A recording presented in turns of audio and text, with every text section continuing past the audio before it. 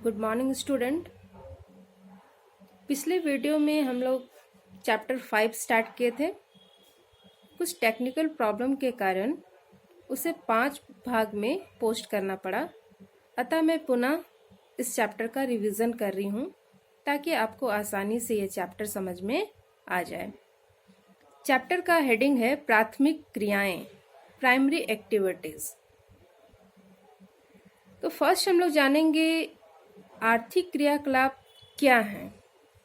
तो जिन कार्यों के माध्यम से मनुष्य अपना भरण पोषण करते हैं एवं आय कमाते हैं, आर्थिक क्रियाएं कहलाते हैं। एवं आर्थिक क्रियाओं को मुख्यतः 4 वर्गों में रखा गया है। फर्स्ट, प्राइमरी एक्टिविटीज, प्राथमिक क्रियाकलाप। सेकेंड, सेकेंडरी एक्टिविटीज, द्वितीयक क्रियाकलाप। थर्ड, टर्शियरी एक्टिविटीज, तृतीयक क्रियाकलाप। फोर्थ, क्वार्टनरी एक्टिविटीज, चतुर्थक क्रियाकलाप। हम लोग शॉर्ट में जानेंगे ये जो चारों आर्थिक क्रियाकलाप है, इनके अंतर्गत किन किन व्यवसायों को शामिल किया गया है। फर्स्ट है प्राइमरी एक्टिविटीज, प्राथमिक क्रियाकलाप। जिन क्रियाओं में मनुष्य प्राकृतिक संसाधनों का सीधा उपयोग करके अपनी आवश्यकता की पूर्ति करता है एवं अपनी इच्छाओं की पूर्ति करता है, प्राथमिक क्रियाकलाप कहलाते हैं।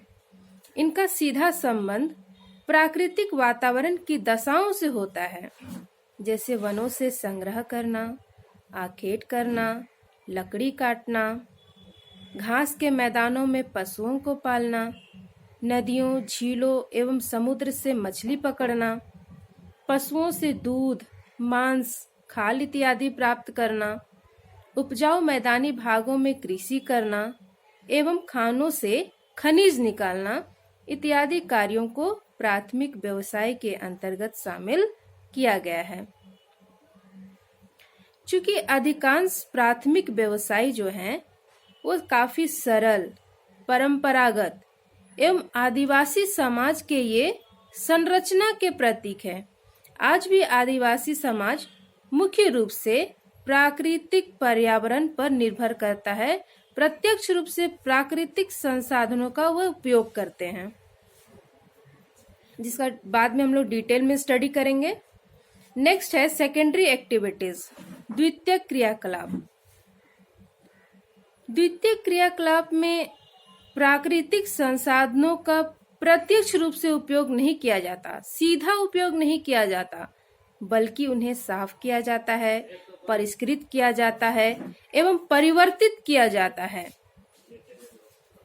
एक छोटा सा एग्जाम्पल हम लोग लेते हैं इसको समझने के लिए, जैसे लोहा से इस्पात बनाना, गेहूं से आटा एवं मैदा तैयार करना, कपास से सूती वस्त्र तैयार करना, गन्ने से चीनी का उत्पादन करना, लकड़ी से फर्नीचर एवं कागज इत्यादि बनाना द्वितीय क्रियाकलाप के व्यवसाय के अंतर्गत आते हैं। थर्ड हम लोग जानेंगे तृतीय क्रियाकलाप। तृतीय क्रियाकलाप जो है मुख्य रूप से सेवाओं को इसमें शामिल किया गया है, जैसे यातायात, संचार, स्वास्थ्य, शिक्षा, प्रशासनिक सेवाएं इत्यादि इसके अंतर्गत आते हैं। अतः इस व्यवसाय को सेवा श्रेणी के नाम से भी जाना जाता है, कॉल्ड सर्विसेज एक्टिविटीज। नेक्स्ट हम लोग जानेंगे चतुर्थक क्रियाकलाप, क्वार्टनरी एक्टिविटीज। क्वार्टनरी एक्टिविटीज जो है अप्रत्यक्ष सेवाएं हैं, जिसके अंतर्गत मुख्यतः अनुसंधान, शिक्षण, प्रबंध इत्यादि को शामिल किया गया है, जैसे सलाहकार, विशेषज्ञ। ये चतुर्थक व्यवसाय के अंतर्गत इनके कार्यों को शामिल किया जाता है। इस वर्ग में वैज्ञानिक, डॉक्टर, वकील, शिक्षक, नेता, प्रबंधक, पुलिसकर्मी, लेखक, सलाहकार, संगीतकार, अन्य व्यक्तियों के व्यवसाय को शामिल किया जाता है। तो ये शॉर्ट में डेफिनेशन था आर्थिक क्रियाकलाप का। चूंकि हम लोग चैप्टर स्टार्ट किए हैं प्राथमिक क्रियाकलाप, प्राइमरी एक्टिविटीज, तो हम लोग डिटेल में जानेंगे कि प्राथमिक क्रियाओं के अंतर्गत कौन कौन से व्यवसाय आते हैं, जिसमें हम लोग फर्स्ट पढ़ेंगे आखेट एवं संग्रहण, हंटिंग एंड गैदरिंग। नेक्स्ट कृषि, एग्रीकल्चर। कृषि के जो विश्व में प्रणाली अलग अलग पाई जाती है उसका हम लोग डिटेल में अध्ययन करेंगे। थर्ड पॉइंट है पशुचारण, पैस्टोरल एक्टिविटीज। अब पशुचारण भी आधुनिक एवं परंपरागत पद्धति के माध्यम से किए जाते हैं, इसका भी डिटेल स्टडी हम लोग करेंगे। लास्ट जो प्राथमिक क्रियाकलाप के अंतर्गत आते हैं खनन कार्य। आज हम लोग फिर से रिवीजन करते हैं प्राथमिक क्रियाकलाप के अंतर्गत कौन कौन से व्यवसाय सम्मिलित है और विश्व के किन किन भागों में इस तरह के व्यवसाय आज भी मुख्य रूप से किए जाते हैं। फर्स्ट हम लोग जानेंगे आखेट एवं संग्रहण। हम लोग स्कूल के टाइम में ही हिस्ट्री में पढ़ते आए हैं कि जो आदि मानव है पहले जंगलों में रहते थे, पेट भरने के लिए फल खाते थे, पशुओं का शिकार करते थे और कच्चा मांस खाते थे। जब आग का आविष्कार हुआ तो मांस को वो लोग पकाकर खाना शुरू किए एवं शिकार के लिए पत्थर के औजार, लकड़ी के औजार का ये लोग प्रयोग करते थे।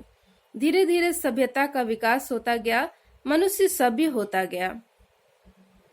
तो आज भी पूरे विश्व में इस प्रकार की प्रणाली आदिम जनजातियों के माध्यम से की जाती है, जो प्रत्यक्ष रूप से वनों में निवास करते हैं एवं किसी विशेष भौगोलिक क्षेत्र में निवास स्थान इनका होने के कारण ये आज भी वनों से प्राप्त होने वाले वन उत्पाद एवं इसके साथ साथ पशुओं के शिकार के माध्यम से अपना भरण पोषण करते हैं एवं आय की प्राप्ति करते हैं। चूंकि वन अधिनियम के लागू होने के बाद से पशुओं के शिकार पर रोक लगा दिया गया है एवं वनों की कटाई पर भी रोक लगा दिए गए हैं, जिससे आदिम जनजाति के समाज पर, उनकी अर्थव्यवस्था पर बहुत बुरा प्रभाव भी पड़ा है। चूंकि वनों की कटाई करना कहीं से भी पर्यावरण के लिए उपयुक्त नहीं है, फिर भी यदि हम आदिम जनजाति के संदर्भ में बात करें तो ये किसी खास भौगोलिक क्षेत्र में ही निवास करते हैं और आज भी ये पूर्ण रूप से प्रकृति पर निर्भर हैं और इस तरह से वनों पे प्रतिबंध लग जाने पर फॉरेस्ट प्रोडक्ट द्वारा इनका आय की जो प्राप्ति होती थी इस पर बैन लग गया है। इसको हम झारखंड के एक छोटे से एग्जाम्पल से समझते हैं। झारखंड में आज भी 8 प्रकार की आदिम जनजातियां पाई जाती हैं। अब ये जो आदिम जनजातियां हैं ये मुख्य रूप से प्रकृति पर निर्भर करती है।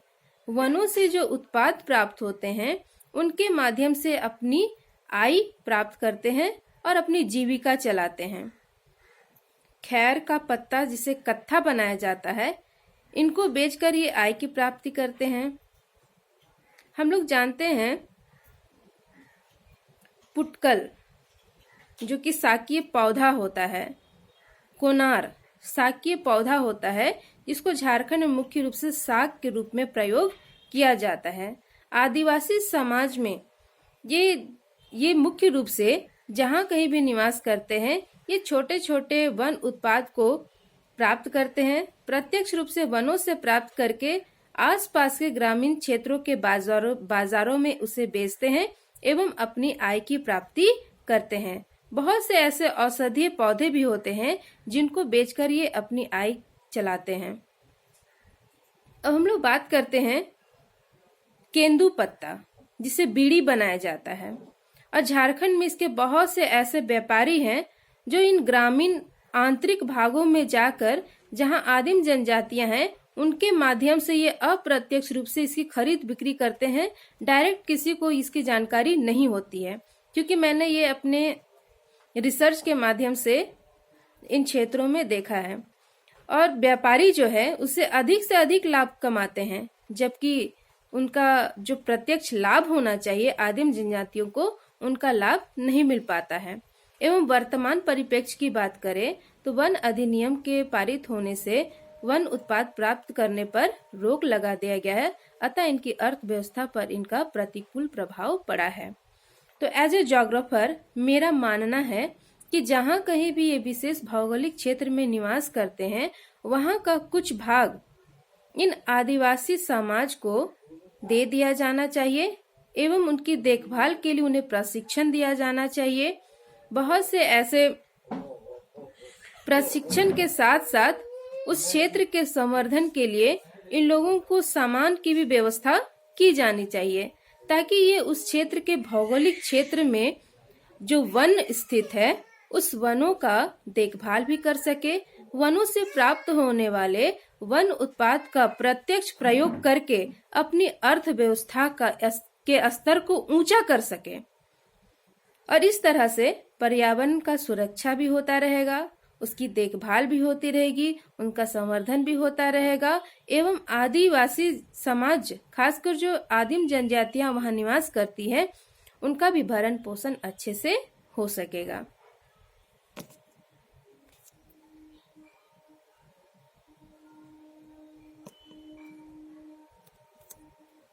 चूंकि आखेट एवं संग्रहण में कम तकनीकी ज्ञान की आवश्यकता होती है एवं उत्पादन भी कम होता है, अतः लाभ भी इससे कम होता है।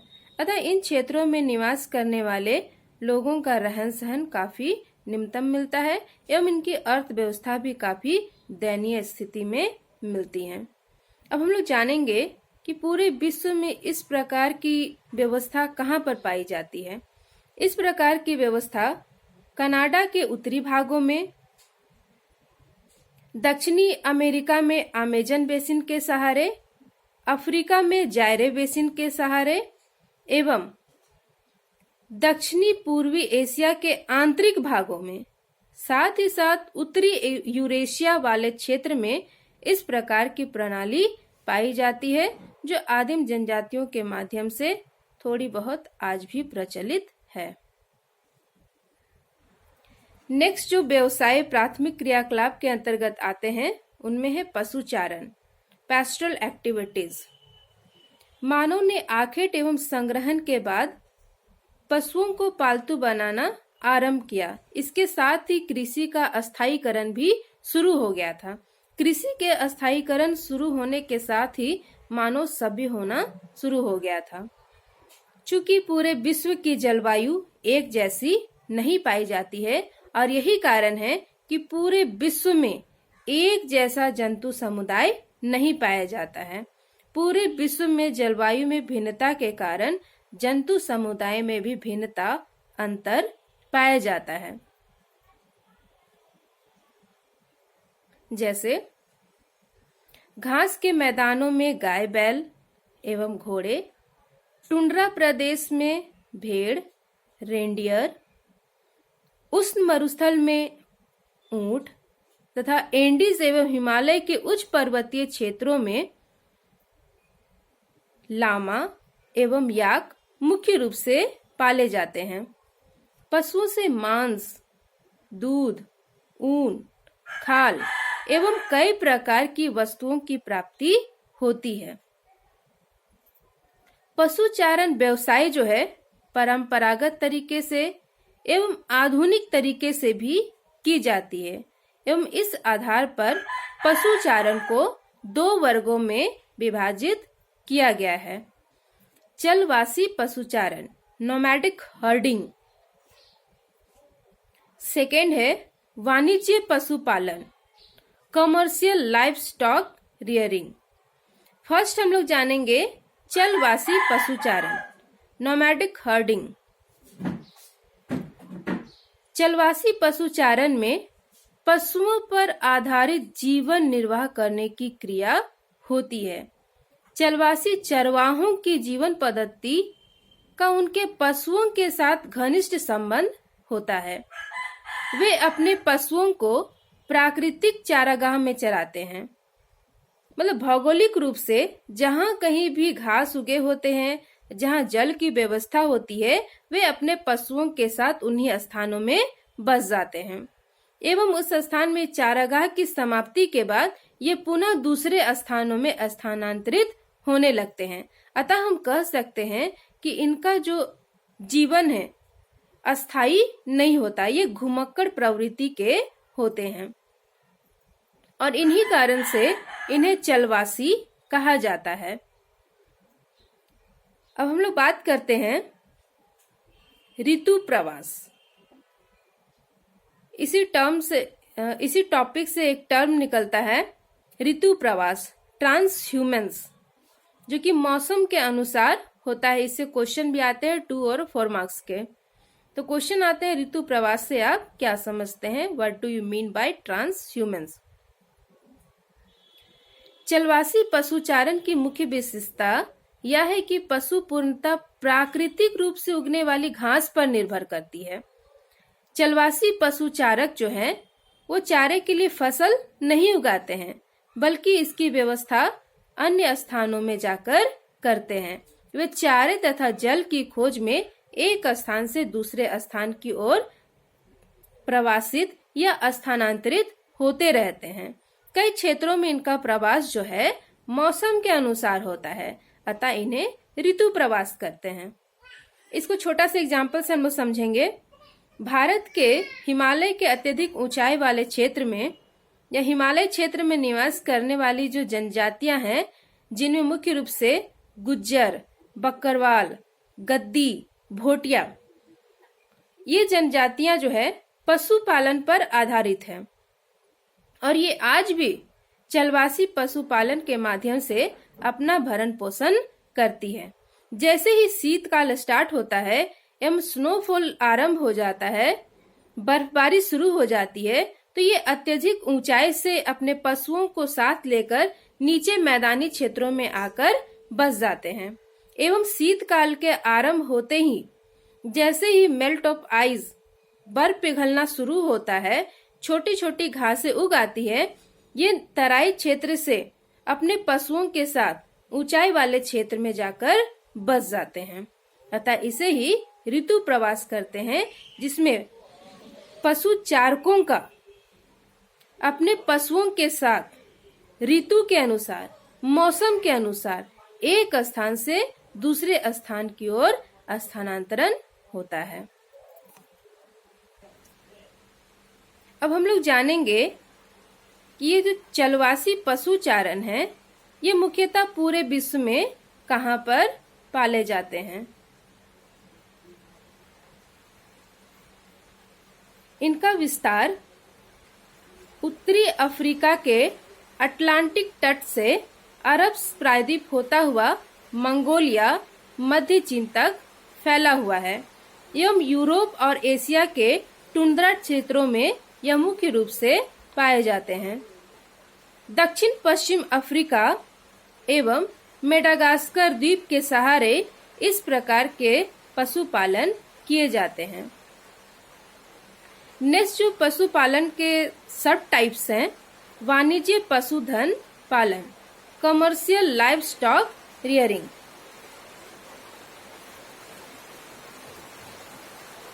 इसका प्रचलन लगभग आज से 2 शताब्दी वर्ष पहले आरंभ हुआ था, जब दूध, मांस, ऊन, खाल जैसे पशु उत्पादों की मांग बहुत अधिक बढ़ गई थी। इस प्रणाली में पशुओं को वैज्ञानिक तरीके से पाला जाता है। अधिक इसमें पूंजी की आवश्यकता पड़ती है, खासकर ये उत्तरी अमेरिका के प्रेरी घास के मैदान में, ब्राजील के पठारी भाग तथा अर्जेंटीना के पंपास घास स्थल, दक्षिणी अमेरिका के वेनेजुएला का लानोस घास स्थल, दक्षिण अफ्रीका का वेल्स का घास स्थल, ऑस्ट्रेलिया के डाउन्स का घास स्थल, इन क्षेत्रों में वैज्ञानिक तरीके से पशुओं को पाला जाता है एवं इनसे प्राप्त होने वाले जो उत्पाद होते हैं इनका राष्ट्रीय एवं अंतर्राष्ट्रीय व्यापार किया जाता है। विश्व के अधिकांश वाणिज्य पशुधन पालन क्षेत्रों में गाय एवं बैलों की संख्या अधिक होती है, परंतु ऑस्ट्रेलिया एवं न्यूजीलैंड में भेड़ मुख्य रूप से पाले जाते हैं। आपको जानकारी के लिए बता दें कि ऑस्ट्रेलिया में पूरे विश्व का आधा से अधिक भेड़ पालन किया जाता है एवं विश्व का आधा से अधिक ऊन का उत्पादन भी ऑस्ट्रेलिया से किया जाता है। वाणिज्य पशुधन पालन के लिए अति आधुनिक टेक्नोलॉजी का प्रयोग किया जाता है।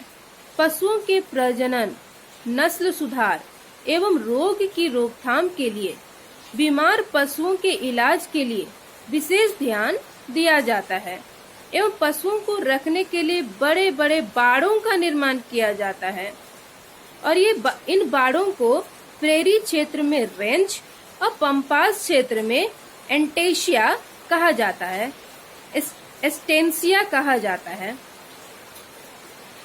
इससे क्वेश्चन आते हैं कि चलवासी पशुचारण एवं व्यावसायिक पशुचारण में क्या अंतर है। अगर आप दोनों कॉन्सेप्ट को अच्छे से समझ गए हैं तो आसानी से आप इसको समझ सकते हैं। इसका नेक्स्ट भाग हम लोग नेक्स्ट वीडियो में समझेंगे।